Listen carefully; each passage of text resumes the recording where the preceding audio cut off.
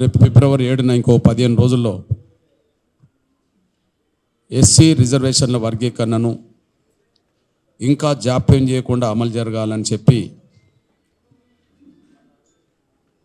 1,00,000 డప్పులతో మాదిగల గుండె చప్పుడు వినిపించాలని, వేలాది కళాకారుల గొంతు నుండి వచ్చే పాటలతో మాదిగల ఆవేదనని ప్రపంచం ముందు పెట్టాలని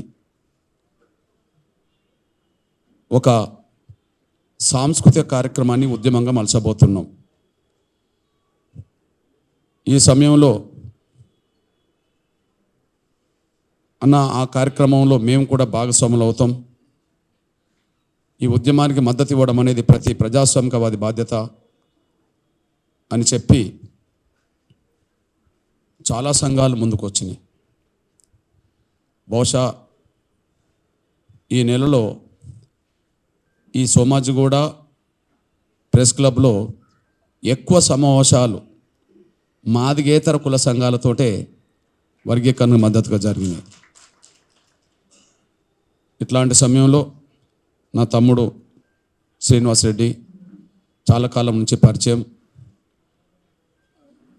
రెడ్లలో పేదలు, అగ్రకులాల్లో పేదలు, వాళ్ళ విషయం పట్ల ఒక నిజాయితీ కలిగి, కమిట్మెంట్ కలిగి ముందుకు సాగుతున్నాడు అనే విషయం ఆయనతో జరిగిన చర్చలు సందర్భంగా నాకు అర్థమైంది. నేను ఎప్పుడు ఒక మాట అంటున్నాను, ఏ కులంలో అయినా కొంత ధనికులు ఉన్నారు, పేదలు ఉన్నారు. ఖచ్చితంగా ఏ కులంలో పేదలు ఉన్నారో సమస్య ఎదురైనప్పుడు ఆ పేదల పక్షాన్ని నిలబడాలని ఎంఆర్పిఎస్ అనుకుంటుంటుంది. అందువల్ల తమ్ముడు శ్రీనివాస్ రెడ్డి గారు ఈ చొరవ తీసుకొని ఈ సమావేశం ఏర్పాటు చేసి మీ అందరినీ ఇక్కడికి పిలిపించి ఒక సంఘీభావ కార్యక్రమాన్ని చేపట్టినందుకు తమ్ముడికి నేను మనస్ఫూర్తిగా నేను ధన్యవాదాలు తెలియస్తున్నా. మీ అందరికీ కూడా నేను ధన్యవాదాలు తెలుస్తున్నాను. ఖచ్చితంగా ప్లీజ్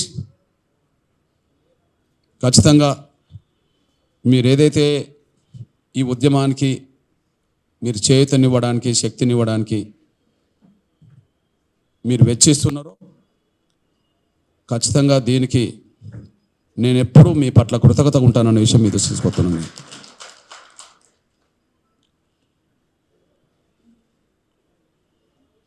నేను నా జీవితంలో ఎక్కువ కృతజ్ఞతకు విలువనిస్తా. ఎందుకంటే తమ్ముడు రాజ్యాంగ నిర్మాత అంబేద్కర్ మీ పట్ల ఎంత గౌరవంగా మాట్లాడిండో మనం చూసాం. అందరిలో ఉంటుంది మధుసూదన్ రెడ్డి. డాక్టర్ బాబాసాహెబ్ అంబేద్కర్ ఒక సందర్భంలో ఆయనను విలేకరులు ప్రశ్నించారు. ఈ సమాజంలో ఎంతోమంది వ్యక్తులను, వాళ్ళ వ్యక్తిత్వాలను చూస్తున్నారు కదా, మీరు చూశారు కదా, ఈ సమాజంలో మీకు ఎవరంటే ఇష్టం, ఎవరంటే అయిష్టత అని అడిగారు. మీరు ఎవరి పట్ల ఇష్టత కలిగి ఉంటారు, ఎవరి పట్ల అయిష్టత కలిగి ఉంటారంటే ఆయన ఒక మాట చెప్పాడు. ఈ సమాజం నుంచి, సమాజంలో ఉండబడే వ్యక్తుల సమూహం నుంచి నువ్వు ఏదైనా వాళ్ళ నుంచి నువ్వు సహాయం పొందినప్పుడు ఆ సహాయం తీసుకున్న మీరు సహాయం చేసిన వాళ్ళ పట్ల ఎప్పుడూ కృతజ్ఞత కలిగి ఉండండి అని చెప్తాడు అతను. నేను ఆ సూత్రానికి నేను ఎక్కువ విలువనిస్తాను. అందువల్ల ఖచ్చితంగా మీరు అందించే సపోర్టుకు, మీరు వర్గీకరణ కోసం ఇప్పటి నుంచి నిర్వర్తించే బాధ్యతకు, దానికి చాలా రేట్లు నా వంతు అండదండలు అందిస్తాను. అది నేను కృతజ్ఞత కలిగి ఉండే మనిషిగా జీవించాలనుకుంటున్నాను కాబట్టి నేను ఆ బాధ్యత నెరవేరుస్తా. అది భవిష్యత్తులో మీరు ఖచ్చితంగా చూస్తారు. అది నేను ముందుగా చెప్తున్నా. ఇకపోతే 2 అంశాలు ఇక్కడ. ఒకటి, ఎస్సీ వర్గీకరణ కోసం 30 ఏళ్ళ పోరాటం దాటి సుదీర్ఘంగా జరుగుతుంది, నిలకడగా జరుగుతుంది. ఎక్కడ కూడా హింస వైపుకు వెళ్ళకుండా జరుగుతుంది.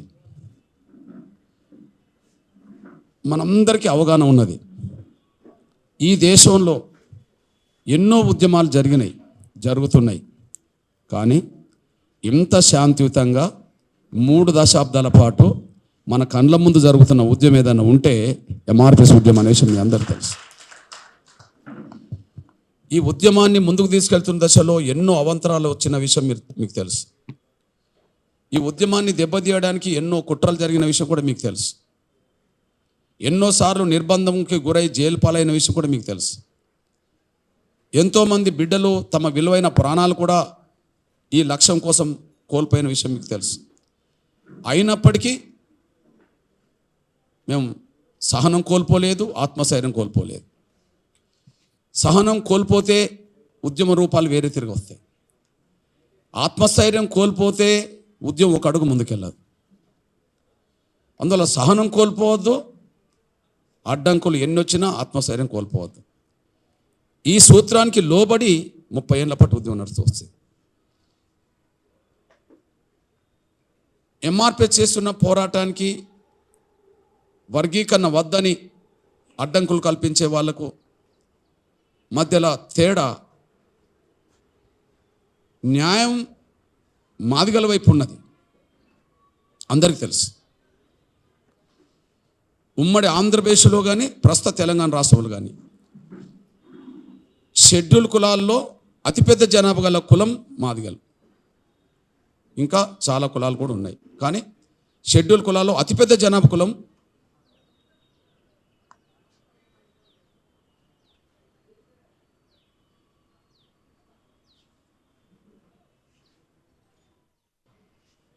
షెడ్యూల్ కులాల్లో అతిపెద్ద జనాభా కులం మాదిగలు.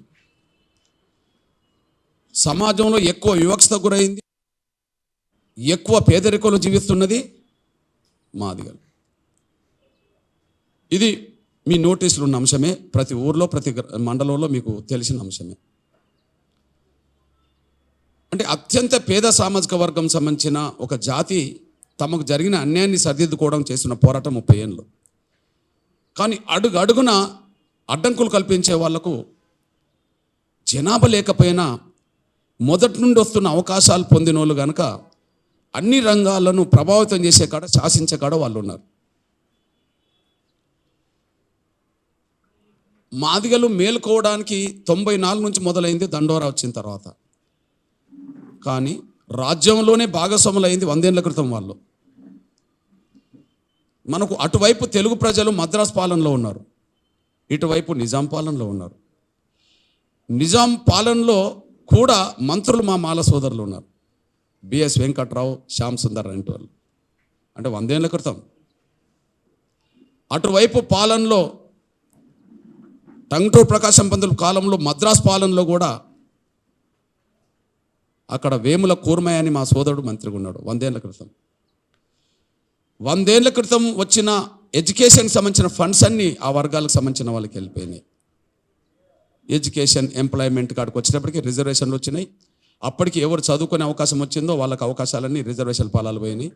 దానివల్ల దళితులకు వచ్చే రిజర్వేషన్లన్నీ ఏకపక్షంగా వాళ్ళు అనుభవించడానికి శక్తినిచ్చింది.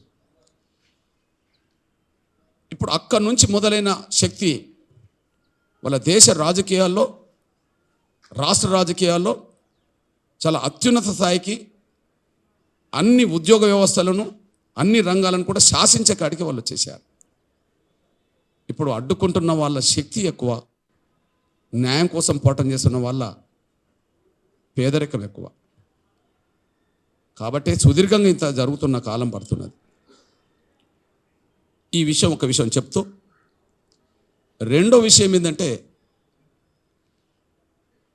తమ్ముడు రెడ్డి జాగృతి పెట్టినట్టుగానే, నా సోదరుడు వైశ్యకు సంబంధించిన సంఘం పెట్టినట్టుగానే ఈ తెలుగు నేల మీద లేదా దేశవ్యాప్తంగా ప్రతి కులానికి ఒక సంఘం అయితే ఉన్నది. ఒక కులంలో 4 సంఘాలు కూడా ఉన్నాయి, నాయకత్వంలో కొంత చిన్న చిన్న విషయాల మీద. ఒక కులంలో 4 సంఘాలు ఉంటాయి, కుల సంఘాలు అయితే ఉన్నాయి దేశం మీద. ఎంత అతి తక్కువ జనాభా గల కులమైనా వాళ్ళకంటూ ఒక అస్తిత్వాన్ని కాపాడుకోవడానికి వాళ్ళ కుల సంఘాలు అయితే ఉన్నాయి. అట్లాంటి కుల సంఘమే ఎంఆర్పిఎస్ కూడా అనుకుందాం. అట్లాంటి కుల సంఘమే ఎంఆర్పిఎస్ అనుకుందాం. అంతే కదా, మాదిగ రిజర్వేషన్ బోర్డు సంస్థ అంటేనే ఒక కుల సంఘం, ఒక ఆశయం కోసం వచ్చినా అది ఒక కుల సంఘం. కానీ ఈ కుల సంఘం రెండో పాత్ర కూడా పోషించుకుంటూ వచ్చేసింది. ఇప్పుడు వైశ్యులకు అన్యాయం జరిగితే ఎవరు రోడ్ ఎక్కుతారంటే వైశ్యులు రోడ్ ఎక్కుతారు. రేపు ఏదన్నా బలంగా ఏదైనా రెడ్డి సామాజిక వర్గానికి ఏదైనా అన్యాయం జరిగితే ఒక రెడ్డి సామాజిక వర్గం బలంగా మాట్లాడుతుంది. ఇప్పుడు మాదిగలకు అన్యాయం జరిగిన కాడ మాదిగలు మాట్లాడతారు. ఇప్పుడు ఉద్యమం వచ్చిన కానుంచి ఎవరికైతే అన్యాయం జరిగితే వాళ్ళు రోడ్డు మీదకి వస్తారు అనుకుందాం.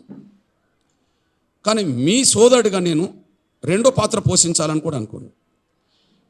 అత్యంత బలహీన వర్గమైన ఈ మాదిగ జాతి ఒక ఉద్యమం చేస్తున్నప్పుడు 30 ఏళ్ల క్రితం ప్రకాశం జిల్లా ఒక మారుమూల సముద్రం ఒడ్డుకున్న మారుమూల గ్రామంలో 10 మందితో మొదలైన ఉద్యమం ఇవాళ దేశంలో అత్యంత శక్తివంతమైన పెద్ద ఉద్యమంగా మారింది. ఈ స్థాయి ఉద్యమం నిర్వహించడానికి శక్తినిచ్చింది నాకు సమాజం. ఆ ఒక్కటి నా మనసులో ఉన్నది. ఈ స్థాయి శక్తినిచ్చింది. కష్టాలు, బాధలు, నిందలు, జైళ్ళు, నిర్బంధాలు, లాఠీ దెబ్బలు, మరణాలు ఇన్ని ఎదురవుతున్నా దశల వారుగా ఉద్యమం విస్తరించుకుంటూ ఒక గ్రామంలో పుట్టిన ఉద్యమం ఇవాళ 10, 15, 12, 13 రాష్ట్రాలకు బలంగా విస్తరించింది. దేశాన్ని ప్రభావితం చేస్తున్న విషయం మీరు చూస్తున్నారు. మరి ఈ స్థాయి శక్తి ఎక్కడి నుండి వచ్చింది? డైరెక్ట్ మాదిగల నుంచి రాలే. మాదిగల పోరాటంలో ధర్మం ఉన్నదని చెప్పి సమాజం అందించిన మద్దతు వచ్చేసింది. ఇప్పుడు ఏ మాదిగల పోరాటంలో ధర్మం ఉన్నదని మీరు అనుకొని ఇక్కడికి వచ్చినట్టుగానే గ్రామాల్లో, మండలాల్లో, జిల్లాలో ఎంఆర్పిఎస్ చేస్తున్న ప్రతి పోరాటానికి సమాజంలో అన్ని వర్గాల మద్దతు ఉండడం వల్ల ఇవాళ ఎంఆర్పిఎస్ ఉద్యమం ఎదిగింది. అప్పుడు నేను అనుకున్నది ఏంటంటే ఈ శక్తినిచ్చింది సమాజం అయినప్పుడు, ఉద్యమం ముందుకు నడవడానికి శక్తినిచ్చింది సమాజం అయినప్పుడు, తిరిగి మనం పెంచుకున్న ఈ శక్తి సమాజంది అయినప్పుడు తిరిగి సమాజం కోసం కూడా పాటుపడాలనే దాని మీద ఎంఆర్పిఎస్ ఉద్యమం చేసుకుంటూ వచ్చేసాం. ఇది ఏ స్థాయికి వచ్చిందంటే ఆ శక్తితో జరిగిన పోరాటం, ప్రభుత్వాలు చేయలేని పనులు, ప్రతిపక్షాలు కూడా మాట్లాడలేని అంశాలు ఎంఆర్పిఎస్ టేకప్ చేసుకుంటూ వచ్చేసింది. ప్రభుత్వాలకు అప్పటికి రాని ఆలోచనల్ని, ప్రతిపక్షాలు కూడా కొన్ని విషయాల మీద మాట్లాడని విషయాలని ఎంఆర్పిఎస్ లేవనెత్తి ఈ సమాజంలో ఉండబడే అన్ని వర్గాలకు పథకాలు, ఫలితాలు అందించిన చరిత్ర ఎంఆర్పిఎస్కు ఉన్నది. మళ్ళీ చెప్తున్నా, ఏ కుల సంఘమైనా తన కుల ప్రయోజనాలు కాపాడుకోవడం ముఖ్యమే. ఒక కులం వల్ల ఇతరులకు అన్యాయం జరగదు, ఇతరుల వల్ల ఆ కులానికి అన్యాయం జరగదు. మాదిగలకు ఇతరుల వల్ల అన్యాయం జరగదు, మాదిగల వల్ల ఇతరులకు అన్యాయం జరగదు. ఇది అనుకుంటున్న దశలో చాలా సమస్యలు ఎదురైనాయి ఈ ప్రయాణంలో, ఈ ప్రస్థానంలో. నేను ఆ కోణం గురించి వచ్చి మళ్ళీ లాస్ట్కి చిన్న విషయాలు చెప్పిపోతా. నాకు శక్తినిచ్చింది సమాజం అయినప్పుడు తిరిగి సమాజం కోసం కూడా పాటుపడాలి కదా అనుకుంటున్న దశలో నాకు 2004లో ఒక సమస్య ఎదురైంది. అంటే 20 ఏళ్ల క్రితం ఖమ్మం జిల్లా రెబ్బవరం అనే ఒక గ్రామం ఉన్నది వైరా దగ్గర. నేను అక్కడ చిన్న మీటింగ్ పెడుతున్నప్పుడు ఒక ముస్లిం కుటుంబం నా దగ్గరకు వచ్చింది.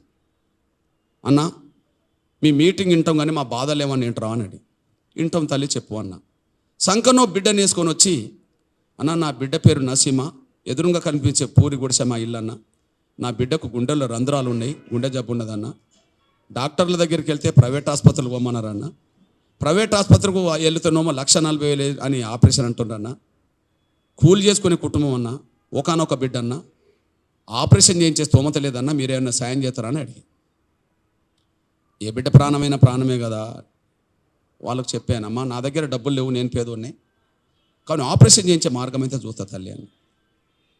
డబ్బులే లేనప్పుడు ఇక మార్గం ఏముంటుందన్నా ఆపరేషన్ చేయించడానికి అంటే, మరి నా దగ్గర డబ్బులు లేవు కానీ గవర్నమెంట్ దగ్గర ఉంటాయి కదమ్మా, గవర్నమెంట్ దగ్గర తీసుకెళ్ళి చేపిస్తాను అన్న. నేను ఇచ్చే సమయానికి ఎన్నికలు జరిగినాయి, చంద్రబాబు నాయుడు ముఖ్యమంత్రి ఉన్నాడు కానీ కౌంటింగ్ జరగలే. అంటే ఆ పీరియడ్ మధ్యలో నేను ఆ మీటింగ్ ఇచ్చాను. సరే నీ దయాన్న నా బిడ్డను కాపాడితే చాలు, నువ్వు ఎక్కడికి తీసుకెళ్ళినా నా బిడ్డను కాపాడితే చాలు అన్నది. వెంటనే సరే వారం రోజులకు స్వర్గీయ రాజశేఖర్ గారు ముఖ్యమంత్రి అయ్యాడు. మే 14, 2004 నేను ఈ విషయాన్ని గుర్తుపెట్టుకొని అక్కడ మాదార్ అనే ఒక తమ్ముడు ఎంఆర్పిఎస్లో పనిచేస్తాడు, ముస్లిం అయినా పనిచేస్తాడు. ఆ తమ్ముడిని ఫోన్ చేసి పలానా టైంలో నేను మాట ఇచ్చాను ఒక వారం 10 రోజుల క్రితం, ఆ బిడ్డ మళ్ళీ ఏమన్నా అవుతే మనకి ఇబ్బంది అవుతుంది, తొందరగా తీసుకురా అని చెప్పాడు. మే 20కి తీసుకొచ్చారు.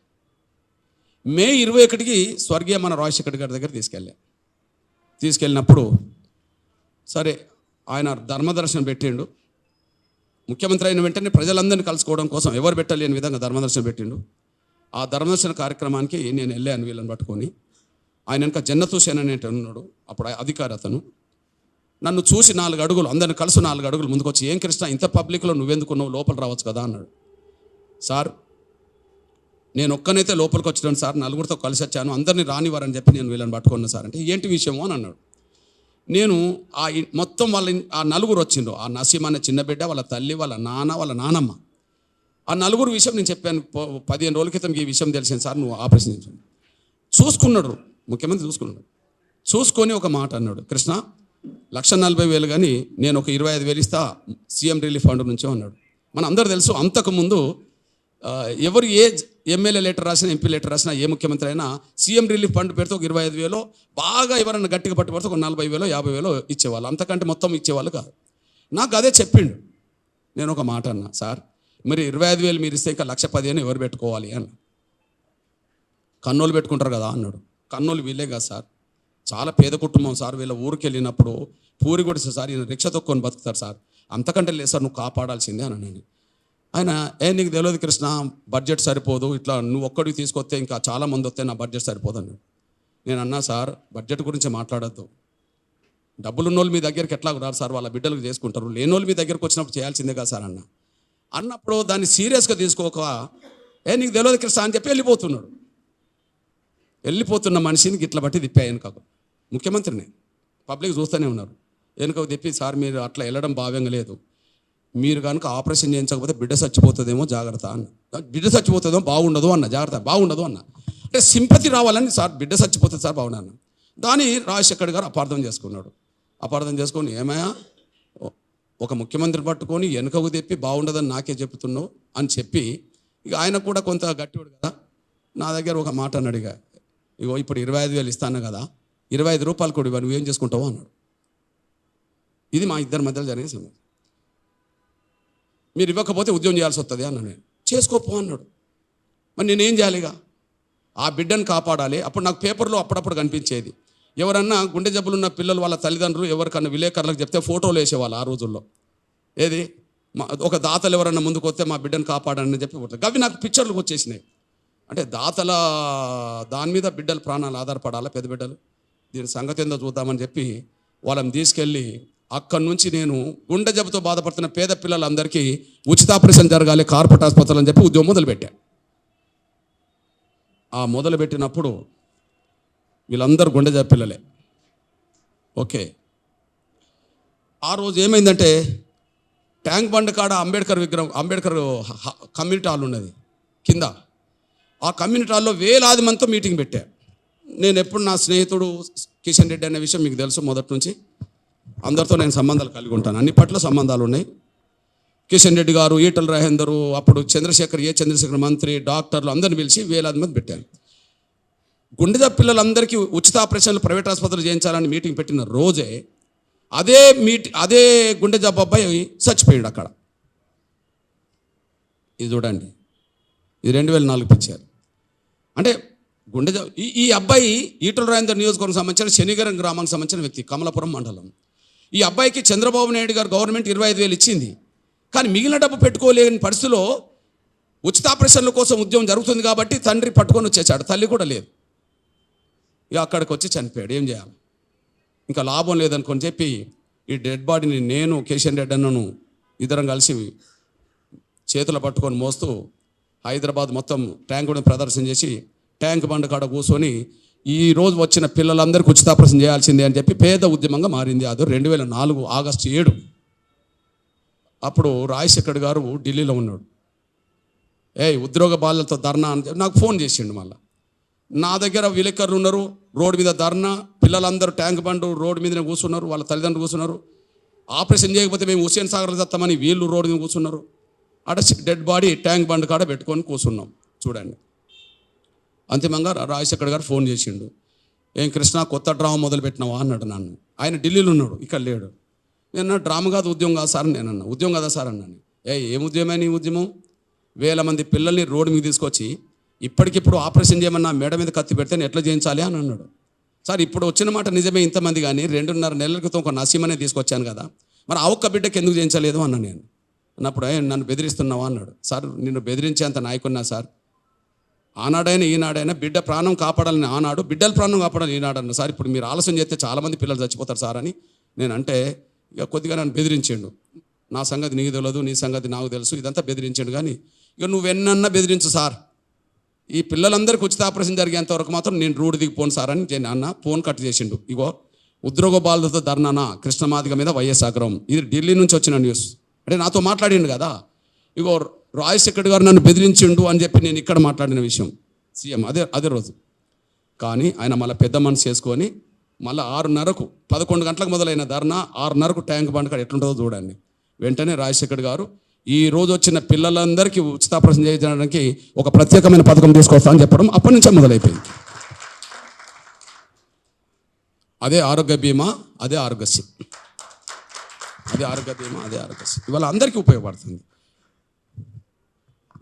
అన్నా దా నర్సిరెడ్డి అన్న, నల్గొండ కదరన్నా, అవునా అన్నా, ఇది ఇది మీ సోదరుడిగా ఇవాళ మనందరికీ తెలుసు, ప్రపంచంలో కార్పొరేట్ ఆసుపత్రులు ఉన్నాయి. డబ్బులు ఉన్న వాళ్ళు ఒక ఆసుపత్రికి వెళ్తారు, డబ్బులు లేని వాళ్ళు గవర్నమెంట్ ఆసుపత్రికి వెళ్తారు. ఇప్పుడు తమ్ముడు రెడ్డి జాగృతి పేద రెడ్ల కోసం పోరాటం చేస్తున్నాడు అనుకుందాం. మరి పేద రెడ్లకు ఏదన్నా అనారోగ్య సమస్య తీవ్రమైంది వస్తే ఎక్కడికి పోతారు? కార్పొరేట్ ఆసుపత్రికి పోరు కదా, ఎక్కడికి పోతారు? ప్రభుత్వ ఆసుపత్రికి పోతారు కదా. కానీ వాళ్ళ పేద రెడ్లే కాదు, పేదలందరూ కలిసి కార్పొరేట్ ఆసుపత్రికి వెళ్ళే పరిస్థితి మాత్రం ఆరోగ్యశ్రీ పథకం ద్వారా వచ్చింది. అంటే సమాజం అందించిన శక్తితో ఎంఆర్పిఎస్ ఎదిగినప్పుడు తిరిగి సమాజానికి సేవ చేయాలి అనే ఒక లక్ష్యమే ఇవాళ దాన్ని ధరించింది. ఇప్పుడు నేనంతా ఇది చెప్పాను కదా, ఒక్కసారి ఇది వాస్తవమా కాదా అనే విషయం స్వర్గీయ రాజశేఖర్ గారు చనిపోక ముందు అసెంబ్లీలో ఏం మాట్లాడిండో వినండి.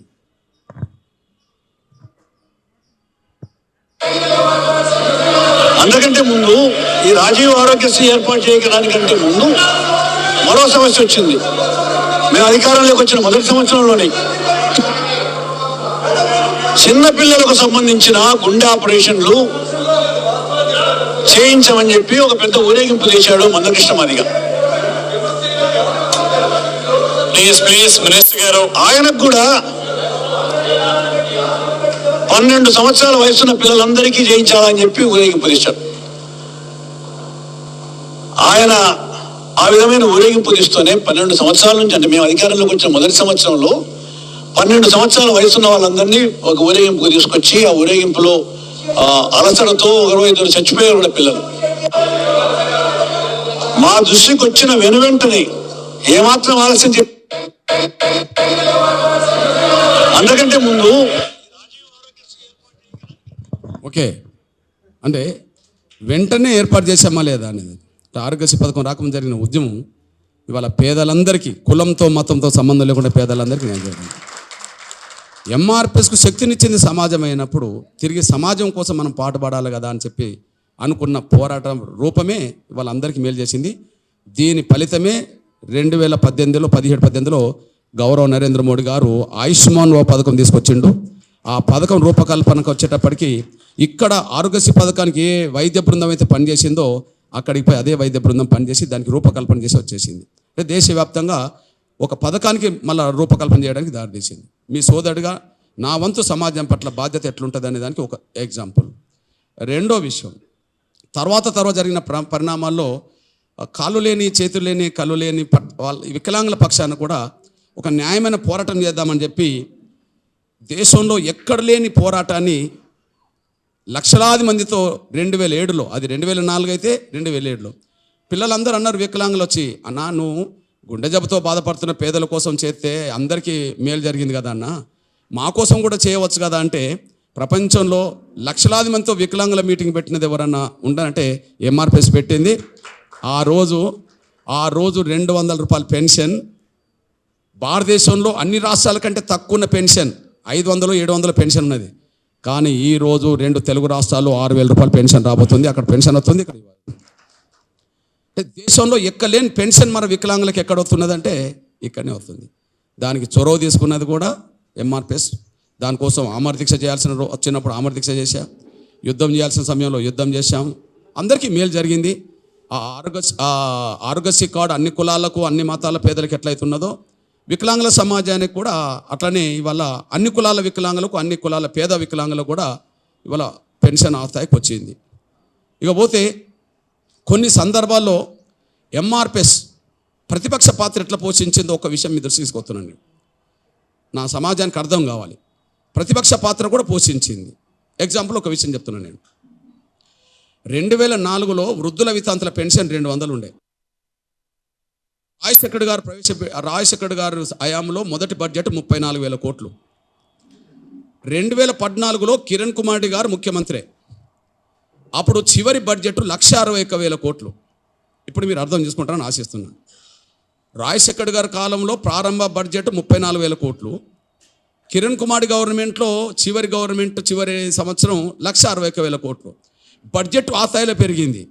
కానీ రాజశేఖర్ కాలంలో 200 పెన్షన్, రోషే కాలంలో 200 పెన్షన్, కిరణ్ కుమార్ గారి కాలంలో 200 పెన్షన్. 10 ఏళ్ళు గడిచినా వృద్ధుల పెన్షన్ రూపాయి పెరగలే. 10 ఏళ్ళు గడిచినా వృద్ధుల పెన్షన్ రూపాయి పెరగలే. ఇప్పుడు చెప్పండి, మరో 10 ఏళ్లలో 2,000 దాకా వచ్చింది. ఇంకొక నెల 2 నెలల్లో మళ్ళీ 2,000 4,000 కాబోతున్నాయి. ఒక 10 ఏళ్ళు రూపాయి ఎందుకు పెరగలేదు? మరో 10 ఏళ్ళు 10 రేట్లు ఎట్లా పెరిగింది?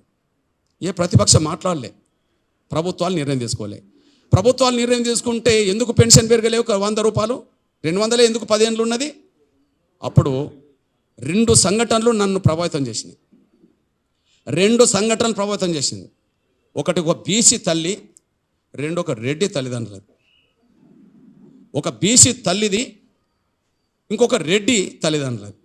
ఆ 2 సంఘటనలు నేరుగా నా దృష్టికి రాలే. గుండె జబ్బుల ఉద్యమం సమస్య నేరుగా నా దృష్టికి వచ్చింది. వికలాంగుల తమ్ములు నన్ను కలిసి విశాఖపట్నంలో మాట్లాడినారు. కానీ ఈ ముసలి మన పెద్ద తల్లిదండ్రుల వాళ్లకు న్యాయం జరగాలని చెప్పి నా దృష్టికి ఎవరు తీసుకురాలే. కానీ 2 సంఘటనలు నన్ను ప్రభావితం చేసినాయి. మాది ఉమ్మడి వరంగల్ జిల్లా. ఓకే, నేను ఢిల్లీలో కిషన్ రెడ్డి అన్న ఒక దీక్ష చేస్తుంటే తెలంగాణ కోసం ఆయనకు మద్దతు ఇచ్చి ట్రైన్లో నేను వచ్చి వరంగల్లో దిగా. అప్పుడు సాక్షిలో ఒక పేపర్లో ఒక ప్రకటన వచ్చింది, ఒక పేపర్లో ఫోటో వచ్చింది. ఒక కన్న తల్లిని ఇంట్లో భారం అనుకొని కన్న కూతురు ఇంట్లో నుండి తీసుకెళ్ళి మహబూబాద్ దగ్గర గుండ్రాతి మడుగు ఇంట్లో నుండి తీసుకెళ్ళి నర్సంపేట బస్టాండ్లో వదిలేసి వచ్చేసింది. తల్లినే, మగపిల్ల లేరు ఆమెకు, భర్త లేడు, ఆడపిల్ల, ఆమెను సాధలేక తీసుకెళ్ళి వేసేసింది. పేపర్లో సాక్షులు వచ్చింది, భారమైన పేగుబంధం కన్న తల్లినే బస్టాండ్లో వదిలేసిన కూతురు అని చెప్పి. ఎట్లుంటుంది కన్న తల్లిని అట్లా చేస్తే? ఇది ఇప్పటిది కాదు చరిత్ర. భారమైన పేగుబంధం కన్న తల్లిని బస్టాండ్లో వదిలేసిన కూతురు అని చెప్పి పేపర్లో చూసినప్పుడు బాధ అనిపించింది. ఇది సెప్టెంబర్ 8, 2012. ఇప్పటి గురించి మాట్లాడతలేను నేను. 20 ఏళ్ల క్రితం గుండె జబ్బుల గురించి మాట్లాడినా. 14 ఏళ్ల క్రితం 17 ఏళ్ల క్రితం వికలాంగుల గురించి మాట్లాడినా. ఇది 2012 అంటే 13 ఏళ్ల క్రితం. ఇది వచ్చిన తర్వాత మళ్ళీ మన వరంగల్ జిల్లా చిట్యాల్లో ఇంకో పేపర్ వచ్చింది. అది కూడా న్యూస్ ఏంటంటే సాక్షిలోనే వచ్చింది. 30 సెప్టెంబర్ మళ్ళా, ఇది 12 సెప్టెంబర్, ఇది 8 సెప్టెంబర్, మళ్ళీ వరంగల్దే మళ్ళా 30 సెప్టెంబర్ మళ్ళా చిట్యాలది వచ్చేసింది. అందులో ఏమున్నదో చూడండి. బువ్వ కరువై బతుకు బరువై పండుటాకుల ఆత్మహత్య, పోషించే దిక్కులేక అగత్యం. వీళ్ళెవరు? 80 సంవత్సరాల్లో రాజిరెడ్డి, 70 సంవత్సరాల్లో వెంకట నరసమ్మ. 80 సంవత్సరాల్లో రాజిరెడ్డి, 70 సంవత్సరాల్లో వెంకట నరసమ్మ. వీరు పురుగుల మందు పోసుకొని చచ్చిపోయినారు. ఆ వయసులో ఆత్మహత్యలు చేసుకునే పరిస్థితి ఎందుకు వచ్చింది? మొదటి సంఘటన చూసి బాధ అనిపించింది, బస్టాండ్. ఈ సంఘటన చూసిన తర్వాత ఓహో ఏదో పాత్ర పోషించాలని చెప్పి అనుకోవాల్సి వచ్చేసింది. ఏ తల్లిదండ్రులను ఏ బిడ్డలు పట్టించుకోకపోయినా కనీసం ఈ 200 పెన్షన్ ఒక 1,000 రూపాయలు పెరిగితే, ఎవరు సాధకపోయినా ఆ 1,000 రూపాయలు వాళ్ళని ఆసరా చేసుకొని బతుకుతారని చెప్పి 1000 రూపాయల పెన్షన్ వృద్ధుల వితంతులకు జరగాలని పెంచారని చెప్పి పోరాటం మొదలుపెట్టా. సెప్టెంబర్లో మొదలుపెట్టిన పోరాటం 6 నెలలు, అక్టోబర్, నవంబర్, డిసెంబర్, జనవరి, ఫిబ్రవరి, మార్చ్, ఏప్రిల్ 7 నెలలు మొత్తం రాష్ట్రం అంతా తిరిగా, ఉమ్మడి రాష్ట్రం. పెన్షన్ పెరగాలని చేసి గ్రౌండ్ సరిపోదని చెప్పిగా నేను ఉప్పల్ దగ్గర మెట్రో కోసం కొన్ని ఖాళీ స్థలాలు పెట్టినరు. మెట్రో అవతల 100 ఎకరాల ఖాళీ స్థలం ఉన్నది. ఆడ ఖాళీ స్థలంలో 10 లక్షల మందితో మీటింగ్ పెట్టిన. ఆ మీటింగ్ వేదిక మీదకి అతిరథ మహారాజులు పిలిచా. ఏప్రిల్ 28, 2013 ఎన్నికలకు ముందు అతిరథ మహారాజులు పిలిచా. చంద్రబాబు వచ్చిండు, కేసీఆర్ దగ్గరికి పోయి ఆహ్వానించా. కేసీఆర్ రాకపోతే ఈటల రాజేందర్ పంపిండు. అదే సమయంలో కిషన్ రెడ్డి అంటే ఎప్పుడు నా ప్రతి ఉద్యమంలో కిషన్ రెడ్డి అని నా పక్క ఉంటాడు. సిపిఐ, సిపిఎం, అన్ని కాంగ్రెస్ అందరూ వచ్చారు. సర్వే సత్యనారాయణ కేంద్ర మంత్రి అప్పుడు అందరూ వచ్చేసారు. వేదిక ముందు 10 లక్షల మంది, వేదిక మీద మేము ఉన్నాం. నా పక్క చంద్రబాబు నాయుడు ఉన్నాడు. చంద్రబాబు నాయుడు గారు పాదయాత్ర ముగించుకొని వచ్చిండు. ఏప్రిల్ 27 విశాఖలో ముగించింది. 20 డైరెక్ట్ మీటింగ్కి వచ్చేసాడు. ఆ మీటింగ్ అన్ని లక్షల మందిని చూసి చంద్రబాబు నాయుడు ఒక మాట అన్నాడు, కృష్ణ ఇన్ని లక్షల మందిని ఎలా సమీకరించావు అన్నాడు. సార్ నేను రమ్మంటే వచ్చిన వాళ్ళు కాదు సార్, వాళ్ళ బాధలు వాళ్ళ కష్టాలు వాళ్ళని ఇక్కడ తీసుకొచ్చినాయి సార్ అని చెప్పాను. నన్ను రమ్మంటే వచ్చిన వాళ్ళు కాదు. కాకపోతే మీరు శక్తినిస్తే కొన్ని పెంచుకోవడానికి అవకాశం ఉండేది, మీరు రండి అని చెప్పడానికి నేను ప్రయత్నం చేయడానికి 6 నెలలు తిరిగా, 7 నెలలు తిరిగా. మీరు వస్తే పరిష్కారం అవుతుందని చెప్పాను సార్. వాళ్ళు స్వచ్ఛందంగా తరలిచ్చారు సార్ అని అన్నప్పుడు ఆయన ఒక మాట అన్నాడు, ఎంత పెంచితే బాగుంటుంది కృష్ణ అన్నాడు. ఎవరు? చంద్రబాబు నాయుడు. నీ మనసున్న సార్ చెప్పు అని నేను అన్నా. ఎందుకంటే ఆయన మీద కొంచెం డౌట్ ఉంది. ఏం డౌటు? చంద్రబాబు నాయుడు గారు గవర్నమెంట్లో 75 రూపాయలు పెన్షన్ ఇచ్చారు. కానీ అంతకుముందు 50 రూపాయల పెన్షన్ ఎన్టీ రామారావు వరకు వచ్చేసింది. ఎన్టీ రామారావు 50 రూపాయలు ఇచ్చిన తర్వాత చంద్రబాబు నాయుడు ఎంత పెంచితే 75 అయింది? 25. 9 ఏళ్ల పరిపాలనలో పెంచింది 25. ఇక మన ముఖ్యమంత్రిగా పనిచేసిన రాజశేఖర్ గారి గురించి కూడా మాట్లాడాలి. ఆయన 200 ఇచ్చాడు కదా. కానీ 2004 మేనిఫెస్టోలో ఒకటి ఉంటుంది, టీడీపీ ప్రభుత్వం 75 రూపాయలు పెన్షన్ ఇస్తుంది, కాంగ్రెస్ అధికారంకి వస్తే దానికి 150 కలిపి 225 ఇస్తామని ఉన్నది. అందులో ఇవ్వాల్సింది ఎంత? 225. మరి ఇస్తున్నది ఎంత? 200. ఎగ్గొట్టింది ఎంత? 25. చంద్రబాబు నాయుడు గారికి రాజశేఖర్ గారికి 25 రూపాయల సంబంధం ఉంది. ఒక ఆయన 9 ఏళ్ళు పరిపాలించి 25 పెంచుతాడు, కాంగ్రెస్ ఏమో 10 ఏళ్ళు పరిపాలించి 25 రూపాయలు ఇవ్వలే. ఇది కథ. అంటే పేదల పట్ల ప్రభుత్వాలు ఏ స్థాయిలో ఉంటాయంటే పేదరికం లేని వాళ్ళు పరిపాలిత గట్లనే ఉంటాయి అనడానికి ఒక సాక్ష్యం తెలిపింది. అప్పుడు నేను నీ మనసులో చెప్తారన్న చంద్రబాబు నా పక్కనే ఉంటే, కృష్ణ 700 పెంచుదాం కృష్ణ అన్న. దొరికినరా నాయన అనుకొని, నువ్వు 700 అంటున్నావు సార్, నేను 1000 రూపాయలు అంటున్నా, మన మధ్యలో 300 కదా సార్, ఆ 300 పెంచి 1000 రూపాయలు అన్న చేశారా అన్న. నేను అంటే నాకేదో బడ్జెట్ లెక్క చెప్పబోతుండే. అప్పుడు ప్రతిపక్ష నాయకుడు అయినా బడ్జెట్ ఇట్లుంటుంది కృష్ణ, అట్లుంటుంది కృష్ణ, ఇవ్వ అంటే చాలా ఇబ్బంది అవుతుందంటే అప్పుడు నేను ఒక మాట చెప్పా, సార్ నువ్వు ఏ బడ్జెట్ అన్న గురించి నాకు చెప్పక సార్, ఈ ముసలోళ్ళందరికీ నువ్వు 1000 రూపాయలు ఇస్తాను నువ్వు ప్రకటన చేశారు, ఓట్లన్నీ నీకే పడతాయని నేను అన్నా. మరి ఏదో ఒకటి అనాలి కదా. అప్పటికి నేను అంతకుముందు 10 నిమిషాలు డిస్కస్ చేస్తే నా మాట లేదు, కానీ వీళ్ళందరూ ఓట్లు ఎత్తారంటే మాత్రం నా మాట ఓకే కృష్ణ నేనే మాట్లాడుతూనే ఉన్నాడు. ఎందుకైనా మంచిది నువ్వే మాట్లాడు సార్ అని చెప్పా. వెంటనే ఆయన మాట్లాడిండు. కాసేపు తిరిగి వచ్చాడు కాబట్టి కాంగ్రెస్ మీద కోపంతో బాగా తిట్టిండు. తిట్టి మళ్ళీ నేను వస్తేనే 1000 రూపాయలు పెన్షన్ పెడతా అన్నాడు. ముసలి వాళ్ళందరూ లేచి సపోర్ట్లు కొట్టిండు. ఇక ముసలు నవ్వుకొని వచ్చి నా పక్కన అన్నాడు, మరి మంచి పని చేసావు కృష్ణ, వీళ్ళందరూ లేచిండంటే నాకు ఓట్లు పడతాయి అన్నాడు నవ్వుకోడు. ఇక అక్కడ మొదలైంది. నేను వెంటనే మా కిషన్ రెడ్డి అన్న నాకు స్నేహితుడు సోదరుడు కాబట్టి అన్న నువ్వు మాట్లాడే అన్న, నేను ఎంత అంటే అంత అంటాడు ఆయన. కాబట్టి ఆయన 1000 రూపాయలు అన్నాడు. కేసీఆర్ ఈటల రాజేందర్ పంపాడు. ఈటల రాజేందర్ తోటి 1000 రూపాయలు మా నాయకుడు 1000 రూపాయలు అన్నాడు చెప్పి ఈయన చెప్పేశాడు. కాంగ్రెస్ సర్వే సత్యనారాయణ హనుమంతరావు వీళ్ళు 1000 రూపాయలు అన్నారు. ఈలోపు జగన్ గారు జైల్లో ఉన్నారు, విజయమ్మ బయట ఉన్నది. ఆయన గట్టు రామచంద్రరావు ప్రతినిధిగా పంపాడు. ఆయన ఏం చెప్పబోయిండు, వేదిక మీదకి వచ్చే ముందు 700 రూపాయలు 600 ఇవ్వమని చెప్పి వచ్చిందంట. మళ్ళీ విజయమ్మకి నేను ఫోన్ చేసిండు, అమ్మ నువ్వు 600 అనౌన్స్ చేయమని నువ్వు పంపావు, కృష్ణమ్మ చంద్రబాబుతో 1000 రూపాయలు అనిపించిండు, ముసలి వాళ్ళందరూ లేదు సప్పట్లు కొట్టిండ్రమ్మా, మరి నేను 600 అంటే నాకు ఎవరన్నా మనకు ఓట్లు ఎత్తారమ్మంటే నువ్వు 1000 రూపాయలు అని రాదని ఆమె అన్నదంటే ఈయన 1000 రూపాయలు. ఈ అందరు 1000 రూపాయలు అంటప్పటికీ సిపిఎం లీడర్ నా చెవులకు 2 చెవులకు వచ్చేమంటారంటే, అన్న ఇప్పుడే 5000 అని పేరు రాదని వీళ్ళు అంటారు నన్ను. ఓకే నేను అన్న నీ దండం పెడతా, రూపాయలు అనిపించడానికి 7 నెలలు నేను తిరిగి వచ్చా. ఈ 1000 రూపాయలు అయితే ఆటోమేటిక్ అవే పెరుగుతలేవని నేను అన్నా. వాళ్ళు 1000 రూపాయలు అన్నారు. అందరూ 1000 రూపాయలు అన్న ఫలితమే ఎన్నికల తర్వాత కేసీఆర్ ఇక్కడ తెలంగాణ వచ్చిన వెంటనే 1000 రూపాయలు ఇచ్చిండు, అక్కడ చంద్రబాబు ఇచ్చిండు. గవ్వే ఆటోమేటిక్గా 2000 అయిపోయినాయి. ఆ 2000 మళ్ళీ 4000 ఇస్తామని అక్కడ అనౌన్స్ అయింది, ఇస్తుండే ఇక్కడ అనౌన్స్ అవుతుంది. ఇప్పుడు చెప్పండి, ఒక 10 ఏళ్ళు రూపాయి పెరగలే, మరో 10 ఏళ్ళలో 4000 దాకా వచ్చినాయి. ఎంఆర్పీ తమ అంత పాత్ర ఎవరి కోసం చేసామంటే కష్టాలు బాధలు ఉన్నవాళ్ళు ఎవరైతే ఏంది, కులం ఏంది, మతం ఏంది, మనం పలానా కులంలో పుట్టాలని మనం ఏమైనా కోరుకుంటామా? ఈ దేశంలో కుల వ్యవస్థలో ఎక్కడ లేని కులం ఇక్కడ ఉన్నది, మనం కోరుకోలేము. కానీ కులం ఏంది, మతం ఏంది, మనసు మానవత్వంతో ఉంటే ఎవరి కోసమైనా పాట పడవచ్చు కదా అని చెప్పే ఆలోచించాల్సి వచ్చింది.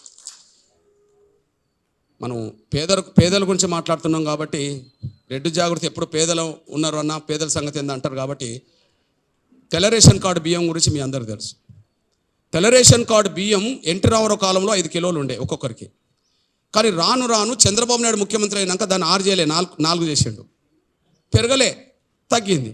ప్రతిపక్షం కాంగ్రెసే మరి గట్టిగా మాట్లాడలే ఎందుకు తగ్గించడం అని చెప్పి. అట్లా చంద్రబాబు నాయుడు ఎన్టీ రామారావుతో పోల్చుకుంటే 1 కిలో తగ్గించిండు. తర్వాత కాంగ్రెస్ వచ్చింది 10 ఏళ్ళు, వాళ్ళు 4 కిలోలు ఇచ్చిండు, మళ్ళీ 5 చేయలే. అట్లాంటి సమయంలో ఒక పేద తల్లులు, నేను వృద్ధుల వితంతుల కోసం తిరుగుతున్న రోజుల్లో కొంతమంది పేద తల్లులు నా దగ్గరకు వచ్చి అన్న గా బియ్యం కొట్ట గురించి పెరిగేటట్టు చూడమని అన్నారు. అరే ఆకలి బాధలు తెలిసినోని కాబట్టి సరే దాని గురించి పోవటం చేద్దామని చెప్పాను. మీ అందరు తెలుసు, తెల్ల రేషన్ కార్డు బియ్యం కొట్ట పెరగాలని చెప్పి ఆకలి కేకలు అనే పోరాట యాత్ర చేస్తే 4 కిలోలపై 6 కిలోలు అయింది అనే విషయం కూడా మీ దృష్టి తీసుకొస్తున్నాను నేను. ఎవరన్నా తెల్ల రేషన్ కార్డు బియ్యం కొట్ట పెరగాలని చెప్పి ఏ పార్టీ అన్నా మాట్లాడిన చరిత్ర మీకు ఏమైనా రికార్డు ఉన్నదంటే ఎవరికి రికార్డు లేదు. కానీ ఎంఆర్పిఎస్ మాత్రం చేసింది. వాళ్ళు అన్ని కులాల, ఒకవేళ రెడ్లలో కూడా పేదలు ఉన్నారని మనం అంటున్నప్పుడు ఆ రెడ్డి పేదలు నిజంగానే తెల్ల రేషన్ కార్డు వేసిందంటే వాళ్ళకు నెలకు 2 కిలోలు అదనంగా తీసుకొచ్చింది మాత్రం ఎంఆర్పిఎస్ అనే విషయం కూడా మీ దృష్టికి నేను తీసుకొస్తున్నాను.